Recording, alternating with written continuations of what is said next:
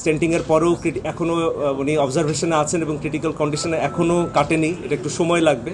আমরা হোপফুল যে উনি আসলে ভালো হয়ে আমাদের মাঝে আবার ফিরে আসবেন। আমাদের অতি প্রিয় তামিম ইকবাল ভাই আজকে সকালবেলায় অসুস্থ হয়েছিলেন। 9টা সাড়ে 9টার দিকে উনি বিকেএসপিতে একটু অসুস্থ হয়ে পড়েন।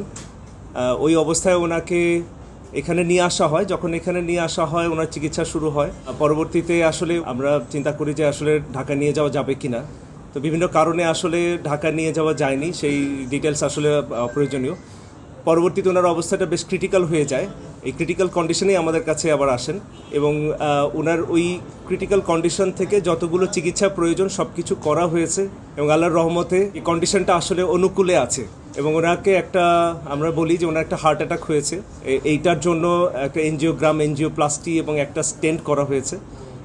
আল্লাহ রহমতে স্টেন্টিংটা খুব স্মুথলি অ্যান্ড এফিশিয়েন্টলি হয়েছে। আমাদের যে কার্ডিওলজিস্ট ডক্টর মারুফ ওনার এই একটা স্টেন্টিং করেছেন এবং ভেরি এফিশিয়েন্টলি, এবং ওনার এই ব্লকটা পুরোপুরি চলে গেছে এখন।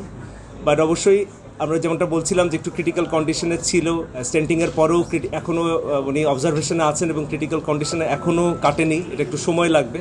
আমরা সবাই ওনার জন্য প্রাণপণ চেষ্টা করছি এবং আপনারা সবাই দোয়া করবেন আমাদের প্রিয় তামিম ভাই যেন আবার আমাদের মাঝে সুস্থ হয়ে ফিরে আসে এবং আবার খেলাধুলায় জয়েন করে। আমরা হোপফুল যে উনি আসলে ভালো হয়ে আমাদের মাঝে আবার ফিরে আসবেন।